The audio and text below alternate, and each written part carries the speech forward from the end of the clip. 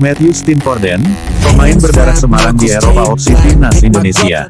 Mengenal profil Matthew Steenvoorden, salah satu pemain berdarah Semarang di Liga Eropa yang bisa jadi opsi Timnas Indonesia.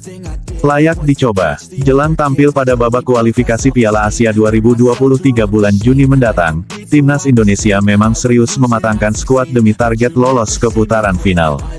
Salah satunya dengan merampungkan proses naturalisasi sejumlah pemain keturunan di Eropa yang bakal jadi tumpuan Timnas Indonesia pada kualifikasi Piala Asia 2023 nanti. Teranyar, PSSI melalui anggota Exco, Hassani Abdul Ghani memastikan telah mengurus dokumen 3 pemain keturunan untuk dinaturalisasi yakni Sain Patinama, Sandy Walsh dan Jordi Amat.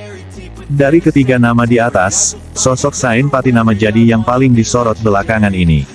Pasalnya, pemain klub Viking FK tersebut secara mendadak langsung menyatakan minat untuk memperkuat Timnas Indonesia. Selain Sain Patinama yang juga berdarah Semarang di kompetisi Eropa musim ini dan mungkin bisa jadi opsi Timnas Indonesia, adalah Matthew Steenvoorden, bek kelahiran Leidschendam, Belanda, yang musim ini jadi tumpuan lini pertahanan klub HNK Gorica di kasta teratas Liga Kroasia. Kepada INDOSPORT, jebolan Feyenoord Rotterdam itu mengaku mempunyai darah Indonesia dari sang kakek yang berasal dari Jawa Tengah, tepatnya di Semarang. Berbekal silsilah tersebut, Matthew Steenvoorden pun tak ragu mengutarakan niat untuk membela Timnas Indonesia dan membuat keluarganya di Indonesia bangga. "Saya punya darah Indonesia yang berasal dari kakek saya. Ia lahir di Semarang. Saya ingin membantu Timnas dan membuat keluarga saya bangga," ucap Matthew Steenvoorden.